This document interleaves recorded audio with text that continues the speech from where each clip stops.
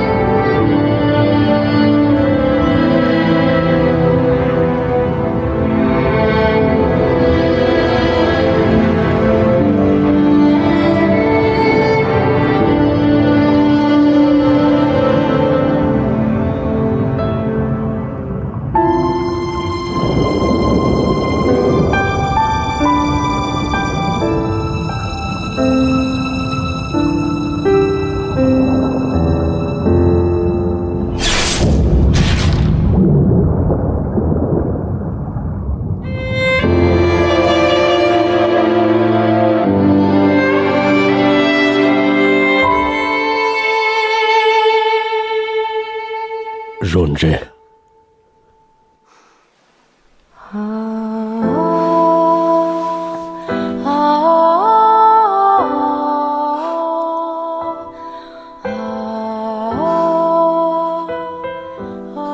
Мен қорғай алмадым. Менің кесірімнен.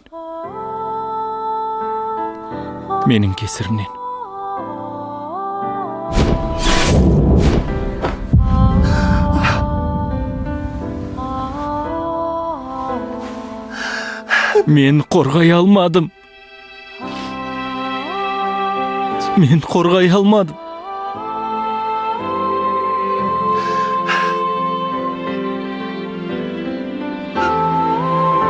Осының бәрі есімізде қалар ма екен? Уәде берем. Тіпті қайта өмірге келсем де, мен сені іздеп тауып алам. Осының бәрі сол кезде есімде болады деп уәде берем. Бәрін есте сақтайым деп.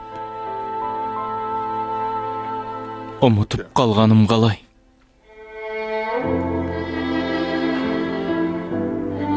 Ол қайта өмірге келіп, мені іздеп тауып, сезімін білдірді.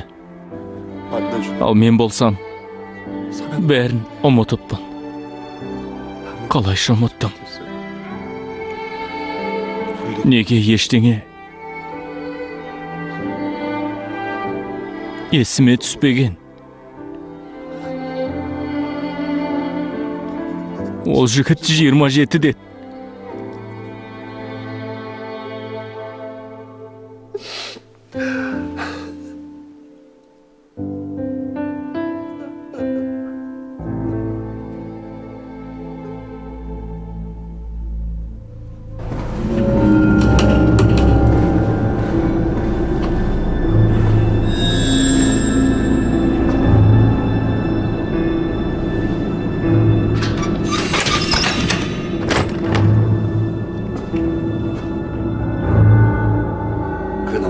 Мен де қазір сол жастамын. Қыз ауға шырмалып қалып, сол қызды құтқармақшы болып, суға секіріп, ақыр соңында сүңгіден көз жұмды. Қыз да сол сүңгіні өзіне қадап, артынан өледі. Осылайша махаббаттары аяқталады. Өкінішті ақ. Біз неге қайта өмірге келіп, қайта кездестік екен? Менің ойымша адамдар орындалмаған армандарын аяқтау үшін өмірге қайта келеді. Бұл бақыт әкелмеген махаббат, немесе орны толмаған ашкөздік болуы да мүмкін. Бек мүмкін. Қайғының бәрі неге қайталанып жатыр? Соны түсінбеймін. Қайсы қайғы екенін қайдан білесің? Айналада болып жатқан жағдай қайғы емес. Бәлкім екеуіңнің кездескендерің жамандықтың белгісі болар. Егер сен ол қызды сүймесең, ал ол сенен аулақ жүрсе, бәрі бұлай аяқталмас еді. Өткен өмірлеріңдегі кездесудің соңы қалай болғанын жаңа ғана өзің айтып отырсың ғой. Бұдан асқан қайғы бар деп ойлайсың ба? Бәрі дәл солай аяқталады деп ойлайсыз ба? Айтыңызшы. Егер осы жерден тоқтап, ол қызды келген жеріне қайтарсаң, бәрі дәл солай аяқталмайды. Жоқ. Мұның бәрі махаббатымызға берілген тағы бір мүмкіндік деп ойлаймын. Бұл қасірет емес. Бұл мүмкіндік.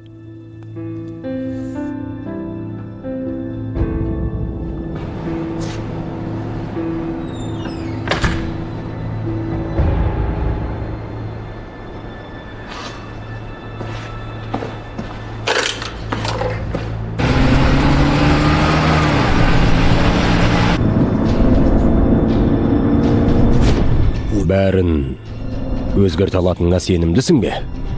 Дәл сол себепті мен бәрін қайта есіме түсірдім. Енді қорғап қалам. Міндетті түрде.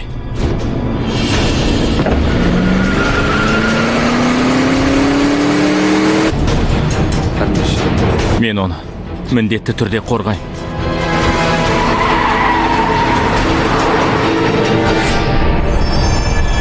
Көк теңіз туралы аңыз. 14-ші бөлім. Чоңи қайда? Зәремді алдың ғой? Қайда дейім? Мен қайдан білейін? Жаңа шығып кетті, алысқа кетпеген болар. Еркек қашық болса ақылынан адасады деген осы екен ғой. Бұрын тәп-тәуір жігіт еді.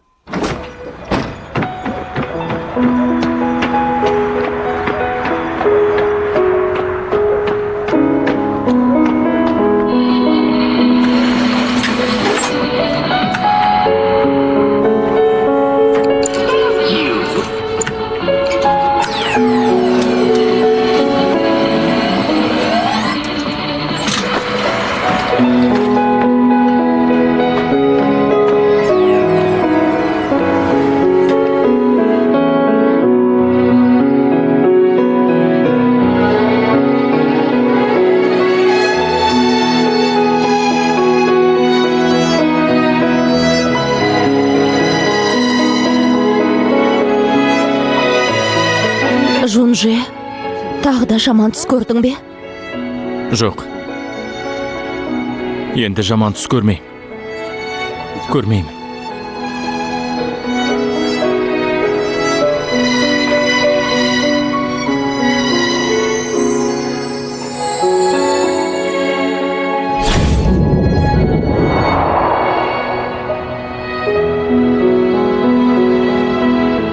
Не істегің келеді? Не дейсің? Қалағаныңды істейік. Бәрін. Бәрін бе? Иә, бәрін. Олай болса, ғашық болудың бірінші кезеңін бастап көреміз бе? Не дейсің? Ғашық болудың 3 кезеңі болады дейді. Ақымақтар кезеңі, шын ғашықтар кезеңі және ұятсыздар кезеңі. Сол ақымақтар кезеңінен бастап көрсек. Ол қандай кезең? Өте қарапайым нәрселерден бастаймыз. Бірге шай ішу, кино көру, кешкі ас ішу, қол ұстасып көшеде қыдыру сияқты өте қарапайым нәрселер. Бірақ осының бәрі ұятсыз кезеңге алып келеді. Ол қалай? Анығын білмеймін, бірақ ұятсыз кезеңге ең тәжірибелілер ғана жетеді деп жатады. Көп адамдар сол шын ғашықтар кезеңіне дейін бармай бір-бірімен қош айтысады екен. Бізге де абай болу керек. Асықпай сол ақымақтар кезеңінен бастайық. Жарайды. Біз де солай істейік. Сол кезеңнен бастайық. Иә. 유난히 맑은 햇살 내리고 따뜻한 바람 우릴 감싸고 이렇게 좋은 날 둘이 걸으니 가슴은 미친 듯 뛰는데 넌 자꾸만 이상하지만 어린 것처럼 엉뚱한 질문만 온 세상 Жарайсың, міне осылай. 답답하게 왜 모르는데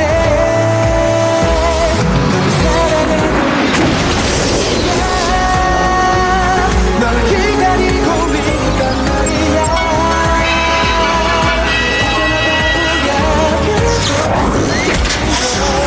심장이 자꾸 불어오는 따뜻한 바람 내 Жылама. 오늘이라고 속삭였어 참아왔던 사랑 고백을 내가 전할 거야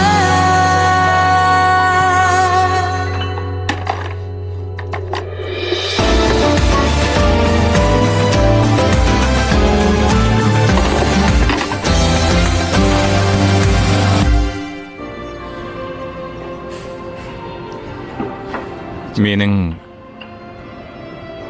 қазір айтар сөздерімді көңілің алма. Көп ойланбай, бірден сұрағыма жауап бер. Жақсы. Жаңа көрген киномызда жігіт қызды құтқарам деп өзі ажал құшты. Иә, солай. Әрине, біздің басымыздан ондай жағдай өтпейді деп сенем. Бірақ егерде мен өліп кетсем, сен не істейсің? Сенің соңыңнан кетем. Не деп сандырақтап отырсың? Есің дұрыс па? Мұндай сұраққа алдымен ойланып, содан соң жауап беру керек қой. Ойланбай жауап бер дедің ғой. Сонда да бұл сұраққа сәлде болса ойлануың керек еді. Дүкеннен нан алып келесің бе деген сұраққа я деп жауап бергендей болдың ғой. Өмір сүрсек бірге өмір сүреміз. Өлсек бірге өлеміз. Ақмақсың ба? Сонда ол жігіт не үшін өлді? Қызды құтқарам деп өлді ғой. Соңында міндетті түрде аман қалып, басқа бақыт кездестіріп, бақытты өмір сүр деген өтінішінде айтып кетті. Осы сөзден кейін қыз қалай артынан өледі? Соны түсінбеймісің? Сен де сөйтер ме едің? Мен бірінші өлсем, басқа бақытыңды тауып бақытты боласың ба?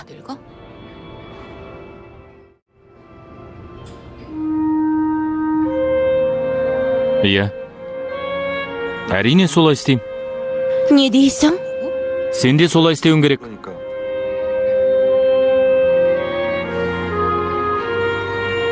Егерде мен бір жағдайға ұшырасам, өміріңді жалғастырып бақытты болуың керек. Осы өмірдің қызығының бәрін көріп, бақытты болуың керек. Сен ұзақ өмір сүресің. Мен оған сенімдімін. Көңіліңе алма деп алып, ұрысып отырғаның не? Әлде бір жағдай болып қалды ма? Бір нәрсе болды ма? Егерде деп айтып отырмын ғой. Уәде бер. Егерде мен сенен бірінші өмірмен қоштассам, соңынан ермеймін деп. Ары қарай өмір сүрем деп.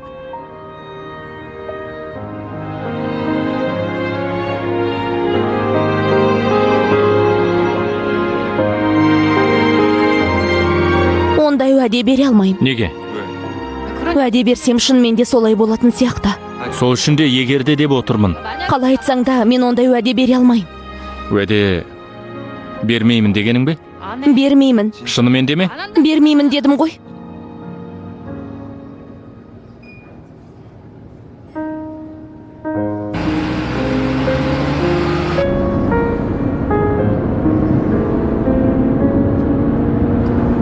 Қолымнан ұстамайсың ба? Менімен сөйлескің келмей ме? Уәде бер. Қайта бастадың ба? Уәде бермеймін. Ондай уәде бермеймін деп айттым ғой. Жарайды, сөйлеспесең сөйлеспей-ақ қой.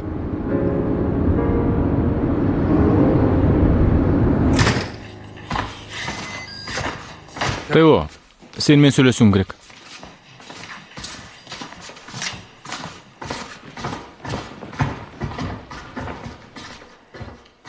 Екеуіңе не болған? Ұрысып қалдыңдар ма? Ақылға қонбайтын нәрсе айтқан өзі. Сонда не деді? Маған бір жағдай болса, сен өз бақытыңды тауып ал дейді. Солай ма? Иә, түсіне алар емеспін. Не болды? Жунже шаршаған екен. Неден шаршайды? Сенен Жунженің махаббаты небәрі 3 ай. Саған айтқан едім ғой. Міне шай болды. Енді ол сенен жалға бастады. Енді бір күні болды, әркім өз жолын тапсын дейді. Жунжы ондай емес. Жунжы дәл сондай. Онымен бірге жүргеніме 10 жыл болды ғой. Сол уақыт ішінде бір қызбен 3 айдан артық жүргенін көрген емеспін. Бәрімен сол шайдың ішінде қош айтысады. Ей, мұның не? Үйдегі күзетті нығайту керек. Барлық жерге бейнекамера орнату керек. Алыстан бақылау камерасы да орнатылатын болсын. Үйге біреу 100 метрге дейін жақындаса, бірден маған хабарлама келетінді істеп қой. Мадайон келеді деп ойлайсың ба?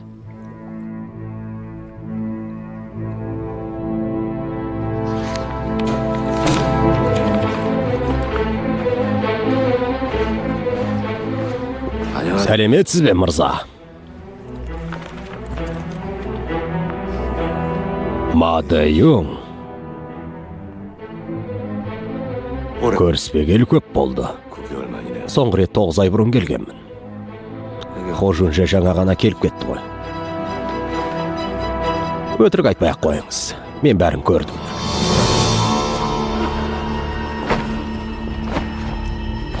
Хожунжаға не істедіңіз? Маған да соны істеңіз. Ол өз өмірінің соңғы күнін көрген сияқты ғой, мен де көрейін.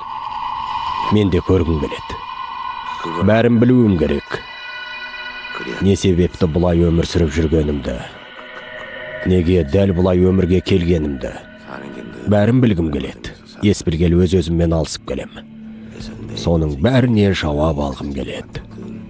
Жоқ, бұл мен емес. Мен емес. Мен бәрін білгім келеді.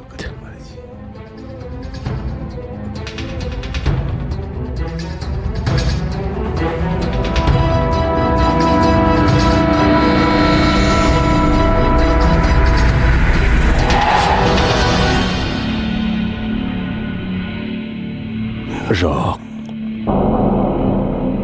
Бұлай болу мүмкін емес. Енді кім? Оларды кім өлтірді? Кім өлтірді?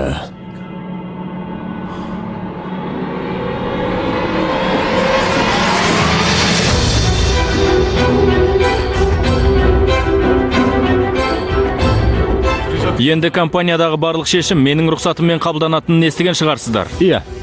Акционерлер жиынында тек менің қатысумен өткізілетін болады. Хомырзаның жағдайы нашар ма? Серіктестеріміз осы жайды білгілер келіп отыр. Солай ғой деймін.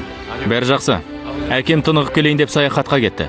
Қайтып келген соң компаниясына біраз уақыт араласпаймын деп отыр. Айтар сөздеріңіз болса, маған айтыңыздар. Сонда да тікелей Хомырзаға айтарымыз бар еді.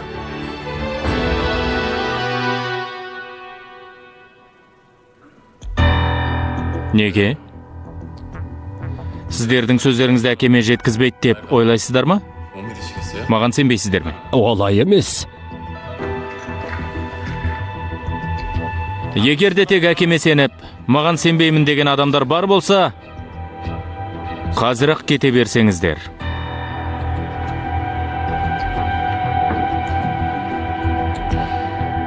Ал жарайды. Олай болса, жиналысымызды бастайық.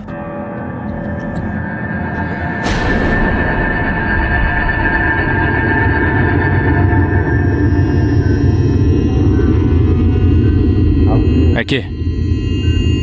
Иә. Пак дәрігермен кездестім.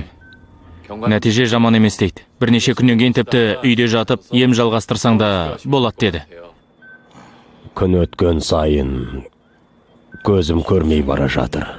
Көрмейді. Басқа ота жасатқаныңыз кеше ғана ғой, әке. Иә. Енді көзге ота жасатуға болмайды. Біраз уақыт өту керек. Біраз уақыт күтініп, дәрі қабылдап емделгеніңіз дұрыс деп дәрігердің өз айтты. Чихён. Яке? Жунжемен хабарласа алдың ба? Хабарластың ба? Әрине, сіз ауруханаға түскен күннен бастап хабар бергем. Дереу арада. Солай ма? Иә. Қолы бос емес сияқты. Мүмкін көп ұзамай келіп қалар. Тағда хабарласып көрейін. Жақсы.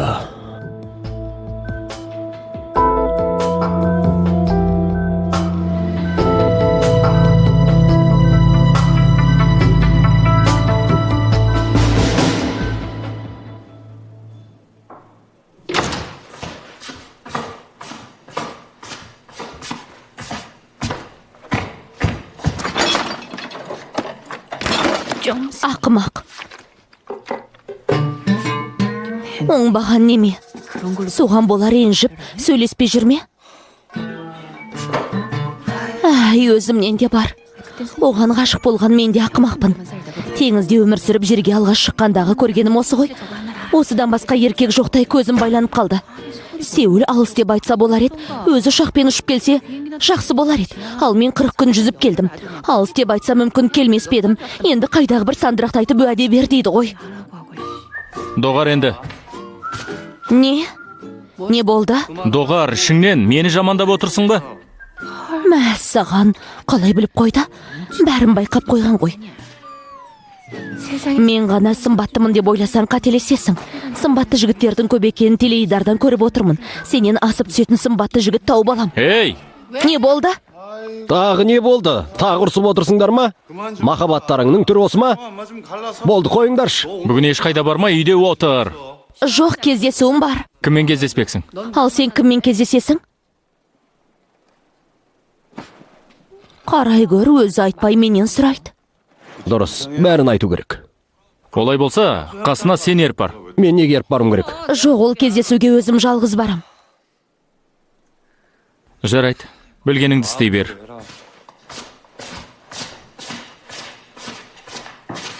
Дұрыс. Солай істеу керек. Әлгі Мими дегенмен кездесіп өзде соған құсап бара жатыр. Мими деген кім? Ақыл есінен адасқан полиция қызметкері. Екеуінің де ой бір қылмыскерді қолға түсіру. Полиция қызметкері? Мен де қылмыскерді қолға түсірсем ғой. Маған ондай жұмысын айт. Жөнжені басыңа шығармай қатал бол. Әлсіздігіңді көрсетсең сені басынып алады.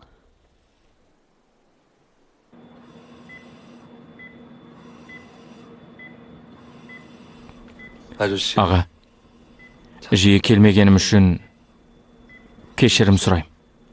Соңғы кездері жұмыстарым көбейіп кетті. Сізге ешкім сенбейтін әңгіме айтып берейін бе? Бұрынғы кезде сіз менің досым болған екенсіз. Осы өмірде менен ерте дүниеге келсеңіз де, менің жақтасым болып қалдыңыз. Енді сізге кесірі тиген адамды мен міндетті түрде іздеп табам. Осы адам екені рас болса, 2 рет көзіңізді жұмыңыз.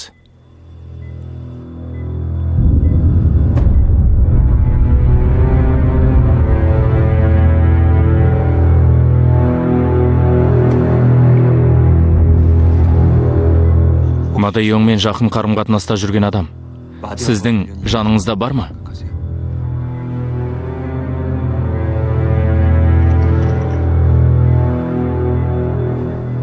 Жунже.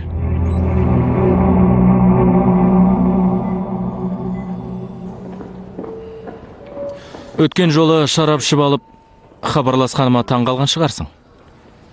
Мен өз анамды қорғайым, ал сен өз әкеңді қорға деп айтқан кезіңде ме? Солай айттым ба? Есімде жоқ. Әкем сырқаттанып жатыр деп едің. Қазір жағдай жақсы. Әкем жұмысының бәрін маған тапсырып, достармен саяхатқа кетті.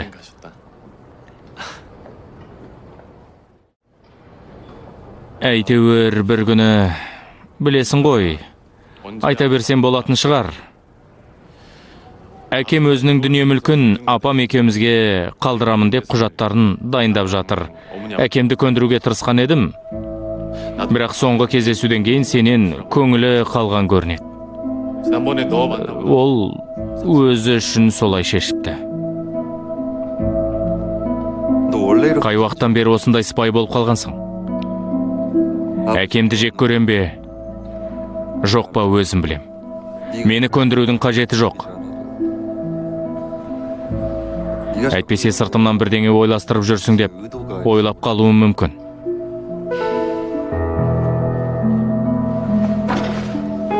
Джонидің жағдайы қалай? Ол туралы неге сұрадың? Кейде есіме түсіп кетеді. Бәрі жақсы шығар. Менен сәлем айт. Сәлем айт. Неге айтуым керек?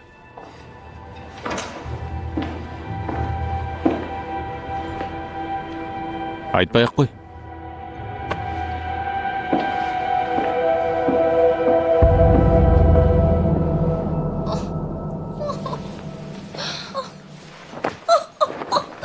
Енді не істеймін?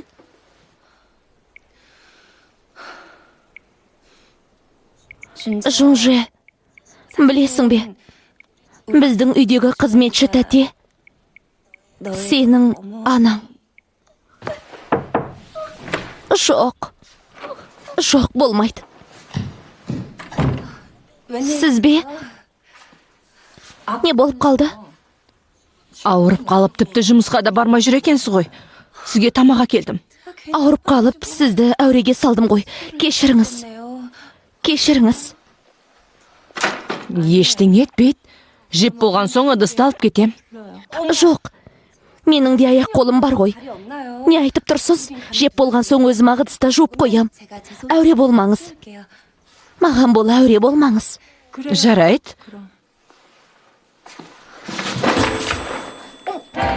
Бұныңыз не? Сізге не болды?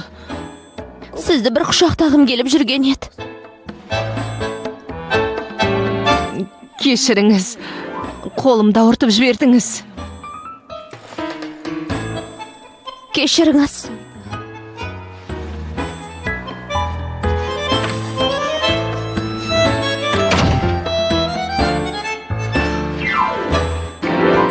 Ханым, қайынсіңліңіз қатты ауырып қалған сияқты ма?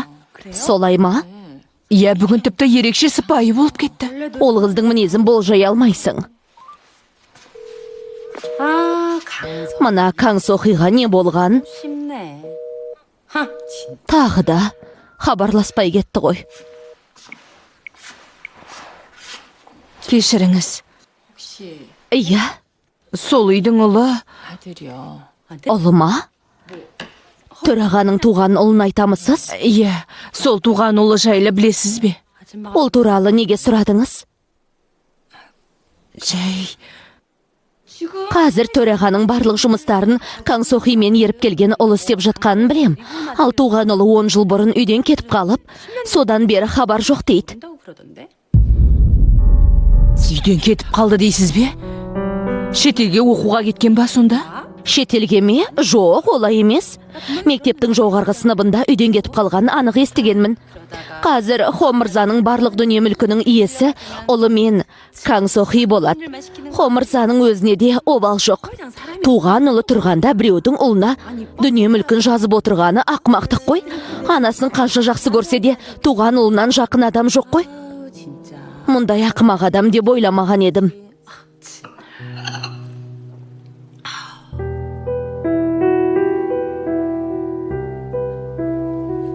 Тәте, сізге не болды? Мен бір жерге барып келейін. Қазір балалар мектептен келеді ғой. Олардың тамақтарын кім береді? Барып келіңіз. Апа, тәте, балалардың тамағын өзім берем. Әпке, балаларды тамақтандырып қосымша сабақтарына жеткізіп саламын. Көп замай жұмыстан кетемін деп алып, ойына келген істеп жүргенін қарашы. Әпке, бір жұмысы шығып қалған болар. Тәтейде бергеніңізде маған ұнамай жүр. Енді үйде қызметшіні басқа қалай атауым керек? Қазір үй қызметшісіне ешкім тәте демейді. Қазір бәрі апай деп атайды. Менен не бәрі бірнеше жас үлкен адамды қалайша апа деп атаймын? Сен де қайдағын айтады екенсің. Апай деп неге атамасқа? Бөтен адам болса да бір үйде тұрамыз, бірге тамақ жейміз. Ол кісі біздің тамағымызды әзірлеп кірімізде жуады. Менің іш киіміме дейін ол кісі жуады екен ғой. Енді не істедім? Не істедім? Не істедім?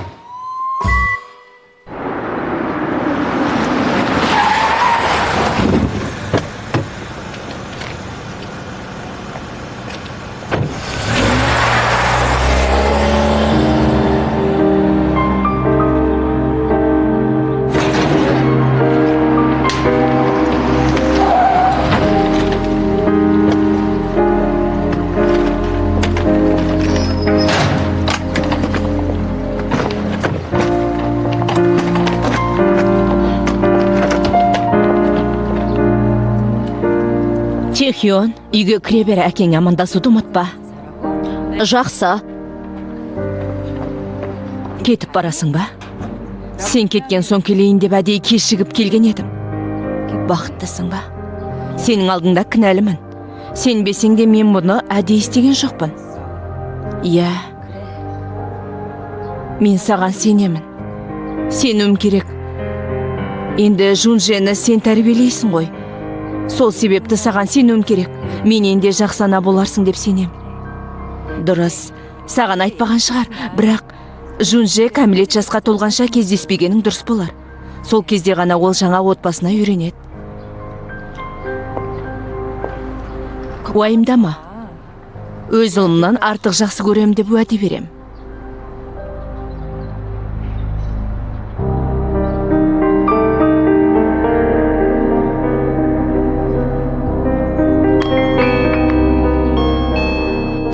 Кім екен? Мойуранмын дейді. Бұл үйге неге келді екен? Аш.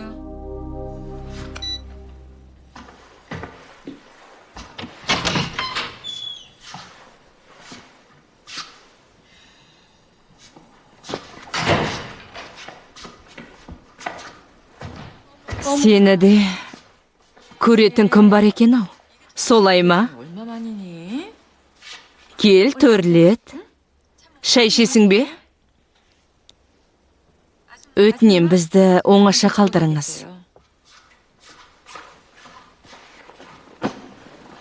Тұрып сөйлесесің бе? Отыр. Менің ұлым қайда? Менің ұлым қайда деймін. Өз ұлыңда неге менен сұрап тұрсың? Не? Сенің ұлың емес пе? Ұлыңның бұл үйде жоқ екенін біліп келген сияқтысың. Менен неге сұрайсың? Мен ұлыңды үйден қуған емеспін. Өз еркімен кетті. Әкесі де Жунжені іздеп тапқысы келмеген. Осылай болды. Екеуін хабарласып тұрады деп ойладым. Бірақ сен де ұлың туралы ештеңе білмейсің. Өзім тәрбиелейін дедің ғой. Иә, білем, бірақ үйден кетіп қалған өзі. Сол себепті ұлыммен кездеспе дегенің бе? Менің ұлымның орнын күйемді, үйімді тартып алу үшін бе? Солай ма?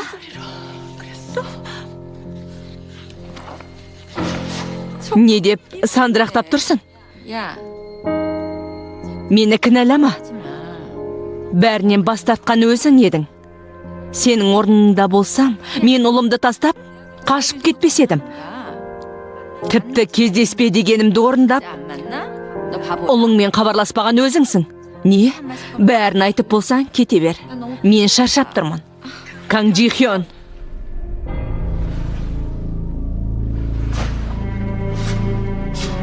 Менің атым Кang So-hee. Жоқ, сенің атың Kang Ji-hyun. Өз ұлымды іздеп тауып, өз орнына қайтып алып келем. Ал сені қайта өз орнына жіберем. Ұқтың ба?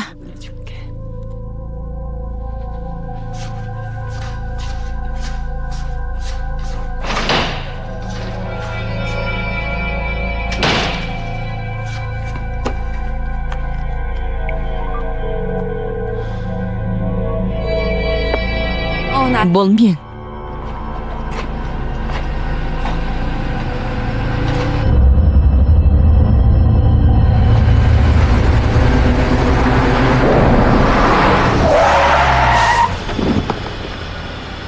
Шоң үй, сен бе? Бәрі дұрыс, жүре бер.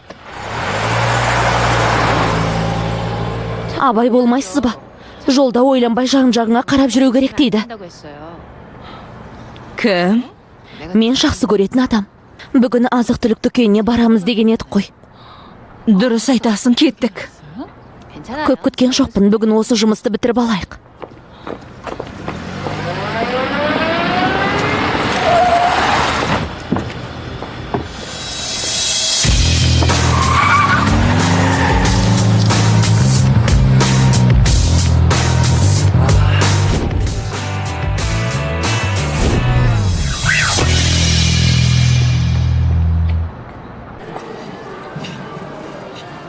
Шабдалына жақсылап қарап алу керек. Түсі қызыл, ең піскені. Балықтың желбезектері қызыл болса, жаңа ауланған балық. Бұлар жаңа ауланған емес. Бірақ дүкен үшін мұндай балықтар да жаман емес. Бұл жерде мен жаңа ауланған балық жеп көрген емеспін. Балық ортасынан келген қыз екенсің ғой. Теңіз жағалауында тұрасың ба? Иә, солай айтса да болады. Сағынып жүрген шығарсың. Бұл жерде балықтан да дәмді тамақтар көп. Мүмкін балмұздақ жерміз. Жақсы, бүгін сенің арқаңда көңіл күйім көтеріліп қалды. Рахмет саған. Рахмет.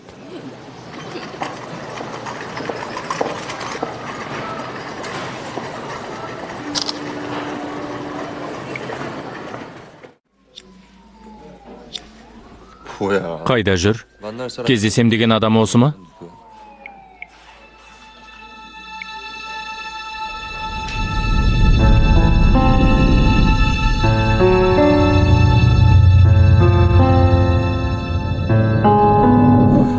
Әйтеуір адамдармен тез тіл табысып кете алатыны жақсы. Мадэйоңның соңғы ем қабылдаған тізімі. Қарап көр, сен Кang Ji Hyung деген әйелдің есімін естіп көргенің бар ма? Kang Ji Hyung? Жоқ. Не болды? Қолымызда бар ақпарат ішінде сол әйелдің есімі кездесті. Бірақ Kang Ji Hyung туралы ақпарат таба алмадық. Kang Ji Hyungның Мадэйоңнан баласы бар екені анық. Мүмкін ол әйел қазір жасыруына көмектесіп жүрген шығар. Әлде ұлына көмектесіп жүрме? Солай болуы да мүмкін. Мына ақпаратты маған беріңіз. Намду адамдарды сіздерден де тез табарына күмәнім жоқ. Сен ме? Бұныңыз не? Қалайша сен сияқты алаяқтың сөзіне келістім екен. Бәріне өзім жауап берем. Кемені бұрыңдар.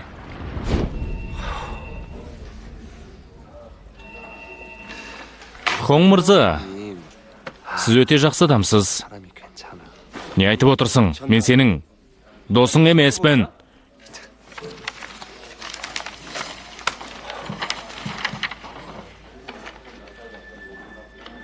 Жеңген 10. Танисың ба? Мадэйоң 2009 жылдан бері жылына бірнеше рет осы психологқа қаралып тұрады екен.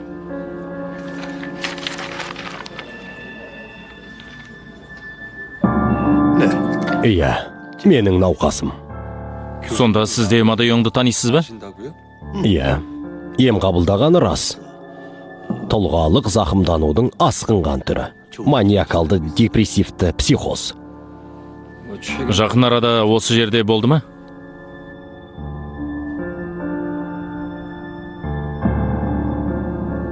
Жоқ. Келген емес.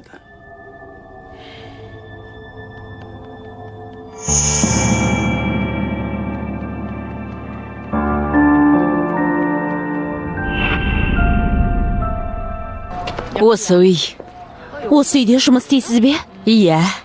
Бұл Чашияның үйі ме? Алдын ала бәрін дұрыстап анықтап алмайсың ба? Масқара бола жаздадық қой. Иә, бәрін біліп қоя жаздады. Чашияның үйі болған соң солай істеген екен ғой. Не? Не болды? Жоқ, ештеңе. Жарайды. Сау болыңыз. Сау бол.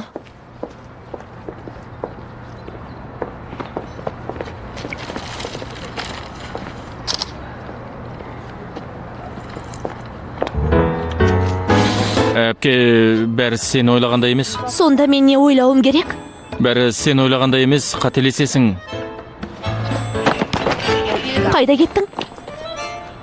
Ай, сенің жағдайың мені алаңдата бастады. Менің үйіме келіп, есігімді суретке түсіріп тұрсың. Мұны сонда қалай түсінсем болады? Не айтсам екен? Бәрін түсіндіріп айт. Онсыз да басым қатып жүргенде енді сен туралы ойлауым керек пе? Ашығын айтайын.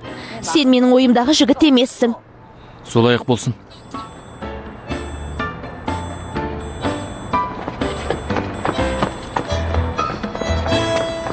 Қатты айтып қойған жоқ шығармын. Тео, мен сені түсінем.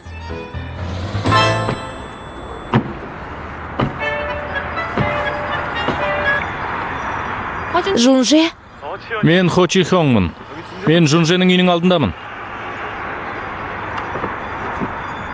Келдіңіз бе? Беріңіз көмектесейін.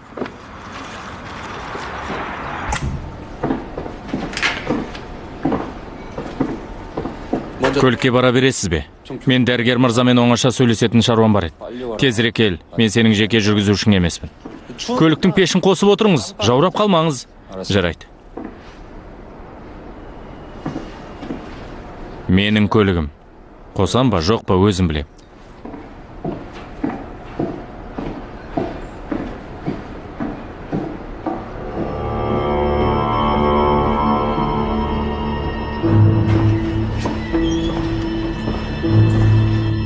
Мадайон кеше келген еді. Күні кеше. Неге келді? Дәрі ішпесе өзінің шынайы болмысын жасыра алмайтын адам. Дамрион мен Сехуаны өлтірген сол. Осы өмірде де біздің қыр соңымыздан қалмай жүр. Кеше ол да өз өмірінің соңғы күнін көрді. Сол кездегі айтқан сөзі ол мен емес. Бұлай болуы мүмкін емес. Не дейсіз? Өлтірген адам ол емес пе? Енді кім? Кім екенін маған айтпады. Білмеймін. Тағдырды өзгерту оңай емес деп саған айтқан едім ғой. Кеш болмай тұрғанда қасыңдағы адамды келген жеріне жібере ғой. Ол тағы келеді деп ойлайсыз ба? Дәрі жазып беремін дедім. Айтқан уақытта келіп қалатын шығар. Егер келіп қалса, маған хабарласа аласыз ба? Әрине.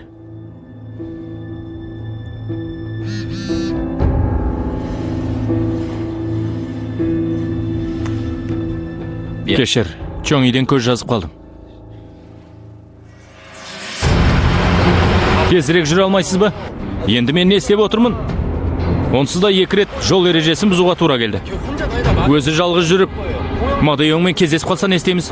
Онда мен неге жауап беруім керек?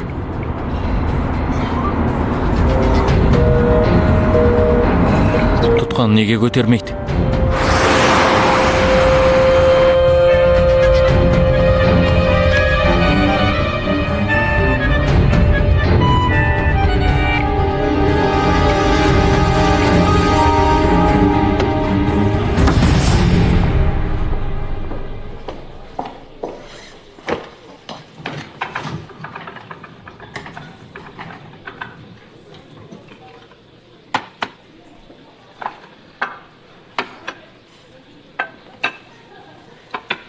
Рахмет. Тамақ ішейік. Араластырып жейміз бе, әлде батырып па? Не дейсің? Мына тамақты араластырып жейміз бе, әлде батырып жейміз бе? Соус емес, өзің біл. Батырып жесең де болады. Жақсы болды ғой, батырып жегенді ұнатам. Жунжи екеуің қай уақыттан бері бірге тұрасыңдар? 3 ай болды. 3 ай болды ма? Екеуің ғана ма? Жоқ, Жунженің достары да бар. Дұрыс болған екен. Не дейсің? Жоқ, ештеңе. Қуырылған манты жейсіз бе? Манты деймін. Жақсы, жеймін. Жақсы. Мына жерге қуырылған манты әкеліп беріңіз. Жақсы.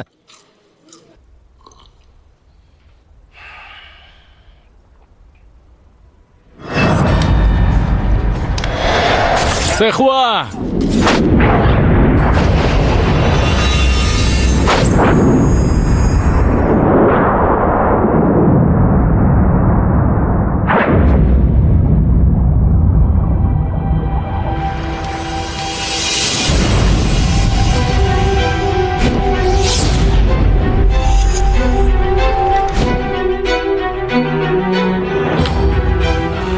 Мүмкін емес. Бұл.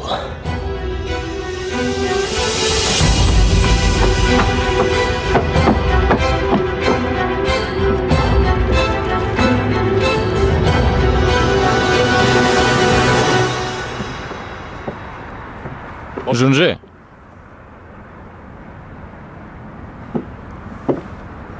Мынау сенікі ме? Жоқ, чоң үйдікі. Үйге дейін шығарып салғаныңа рахмет. Келесі жолы шығарып салмай ақ қой. Сау бол. Сау бол.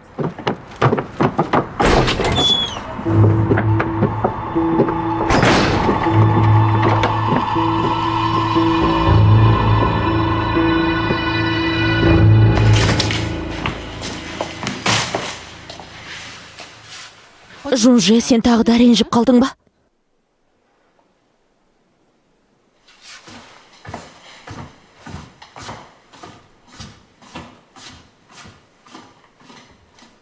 Сендер тағы ұрысып қалдыңдар ма? Неге күнде ұрсасыңдар? Бүгін Жунженің ағасымен кездескен едім. Сол үшін маған ренжіп қалды. Егер жігіт қызын отбасы мүшелерімен таныстырғысы келмесе, демек ол қызбен болашағы жоқ деген сөз.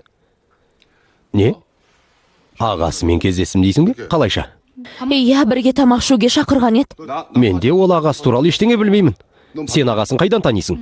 Иә, сен танымасаң да мен танимын.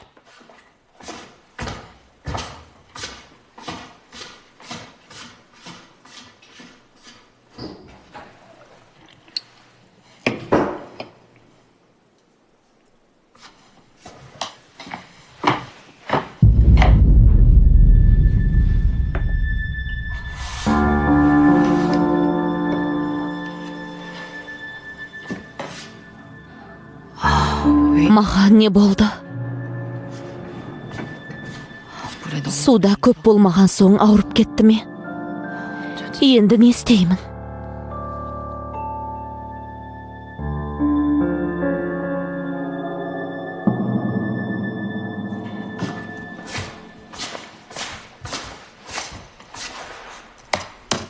Ешкім бұзып кіре алмай ма? Менен жақсы хакер табылмаса, ешкім бұзып кіре алмайды. Уайымдама. Жарайды, олай болса, бүгін далада қыдыра тұр. Неге? Менің кездесуім жоқ. Аға, сен де сыртта қыдыра тұр. Кешке дейін үйге ешкім келмесін. Тағы да не болып қалды? Бұл менің үйім. Үй иесінің айтқанын істеу керек. Тағы да өз үйім дей бастадың ба? Мына күннің суығында қайда барамыз? Мына суықта біреуді кездесуге шақырсаң да ешкім келмейді ғой. Болды, келістік. Бүгін кешке дейін үйге ешкім келмейді. Бәріміз кетеміз. Жүріңдер. Қанекей, кеттік. Жүріңдер. Тоқтай тұр, киініп алайық. Тезірек дедім ғой. Шыға бер. Тезірек шық. Үйдің алдында күтем.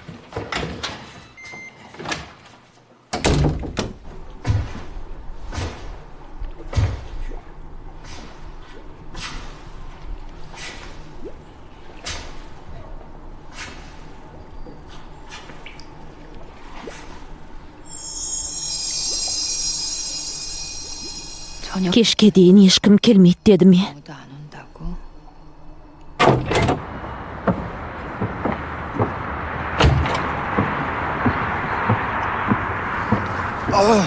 추워 죽겠는데. Мына суықта неге далаға сүйреп алып шықты екен, оңбаған.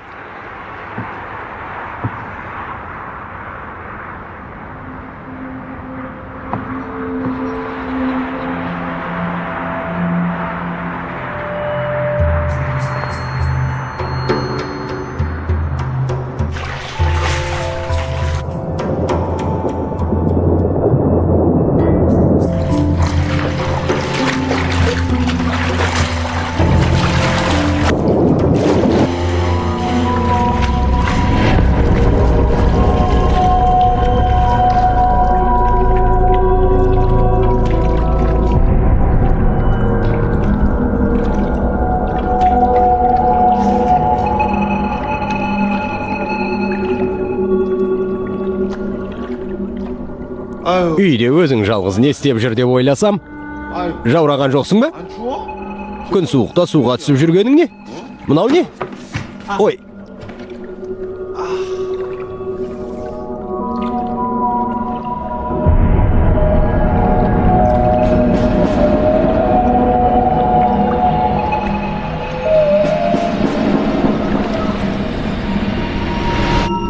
Ей. Үстіңе не киіп алғансың? Мынау не? Әлгі жұмыс істеп жүргенің осы ма? Осындай киіп алып шоу көрсетесің бе? Сен алар емеспін. Бір мезетте шын суперс екен деп ойлап қалдым ғой. Не деп сандырақтап кеттім өзі. Соңғы кездер көп кино көріп қайдағы жоқ нәрсе ойыма келетін бопты. Шын балықтың құйрығындай. Тіпті сен алар емеспін. Сен қай жерден келдің? Айтшы. Алыстан келдім. үйімде мұндай нәрсе өте көп. Әлгі науқас қыздың жүрек соғысы мүлдем жоқ еді, бірақ бірден жүрегі соғып кетті дейсің бе?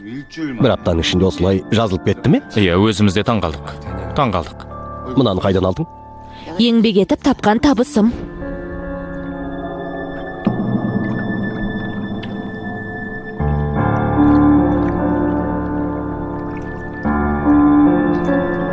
Сонда сен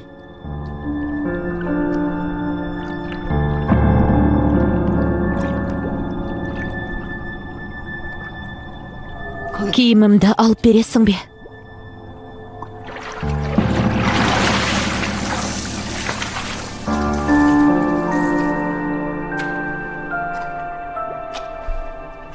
бұл қалай болған? Тоқта. Сен алар емеспін. Қалайша бірден өзгеріп кеттің?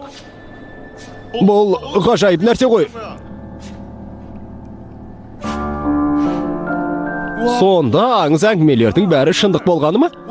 Мүмкін сен туралы полицияға хабарлау керек шығар. Жунжеге айтасың ба? Не дейсің? Білмеймін. Бәрі сенің жауабыңа байланысты. Маған жақындама. Сонда суға кірсең су перісі боласың, ал судан шықсаң адам боласың ба? Иә. Мүмкін емес. Сонда өткен жолғы маржантастың бәрі ертегідей ме? Маржантас сенің көз жастарың ба? Дәл солай. Қане, жылап көрші. Жылап көр. Сол кезде сөзіңе сенем. Бәрін өз көзіммен көргім келеді.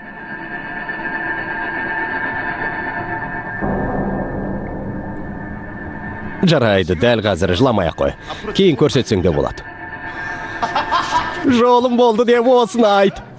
Сұрақтарыңа жауап бердім. Жунжеге мен туралы айтып бересің бе? Су перісі Чоңи. Су перісі, бұны неге жасырып жүрсің? Егер де әлемге жайып салсақ, байлықтың астында қаламыз ғой. Маған байлық керек емес. Маған керек.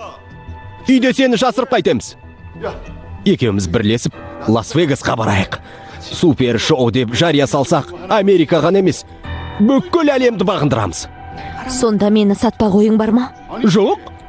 Бәрі келісіммен болады. Мына дағдарыс заманда осындай алтын қазынадан кім бас тартады деп ойлайсың? Екеуміз келісімге келіп, бірігіп, ақша табайық. Жақсы. Келістің бе? Иә. Жақсы. Қол алсайық дейсің бе? Иә, қол алсайық. Қолыңды алсам жұғып кетпейтін шығар, иә? Жарайды.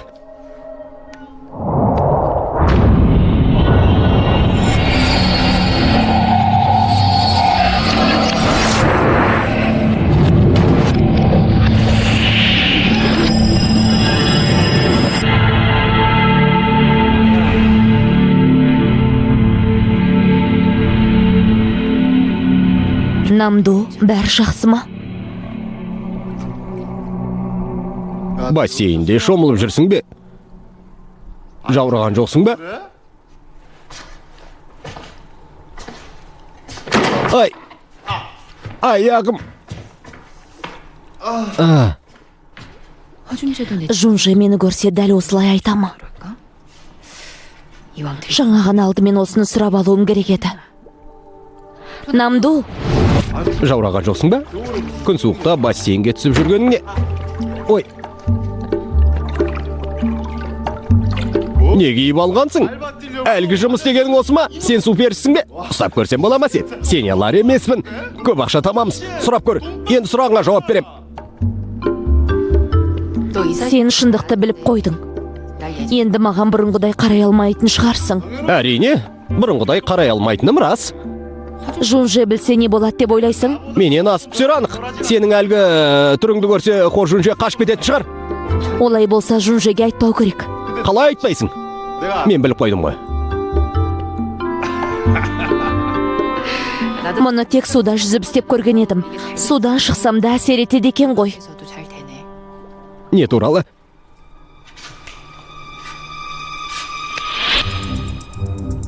Кешір.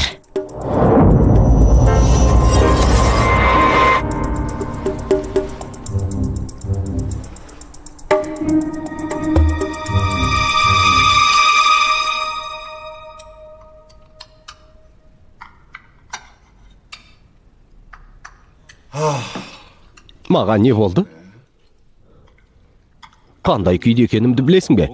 Бір нәрсені көргендеймін, бірақ есіме түспей отыр. Мәс саған. Есінде қалған ба? Лотерея ұтып алғандай бір күйде болғаным есімде, бірақ не болған есімде жоқ. Есіме түсіре алар емеспін. Әлде бәрін өшірген жоқпын ба? Сонда қалай? Тоқтай тұр. Есіме түскен сияқты. Иә. Есіме түсті. Бассейндегі Чоңи.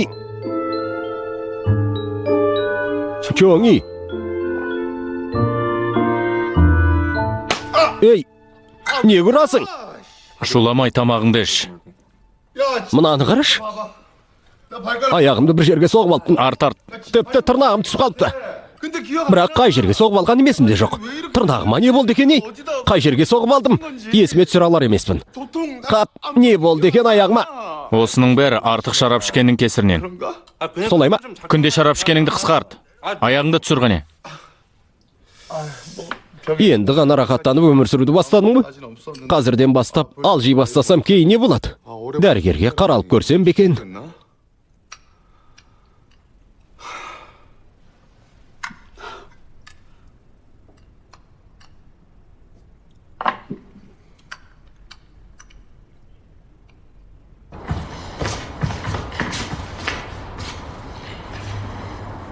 Ренішің басылды ма? Не дейсің? Менімен сөйлеспейсің, көзіме қарамайсың, күлмейсің. Жарайды. Соңғы рет сұрайым. Егер мен сенен бұрын өліп кетсем, 100 рет, тіпті 1000 рет сұрасаң да жоқ деп жауап берем. Мен сенсіз өмір сүре алмаймын. не себепті? Менің жүрегім тек сен деп соғады. Сен менен бұрын кетіп қалсаң,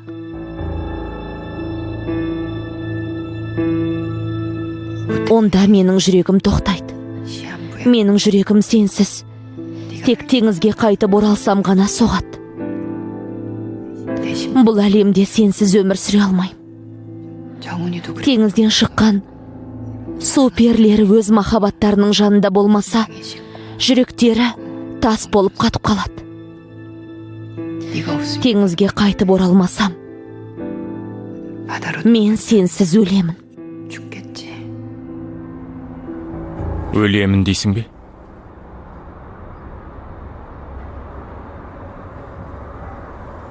Не дейсің? Жаңа ғана не деп айттың? Ештеңе. Тағы да қайтала. Жүрегім тас болып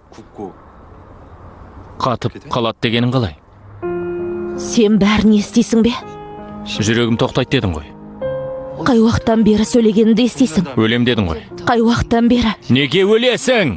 난 너와 보고 너와 듣고 너와 숨 쉬는 모든 게 어릴 거 없이 행복해서 네 옆에 멈추고 싶어 14-ші бөлімнің соңы.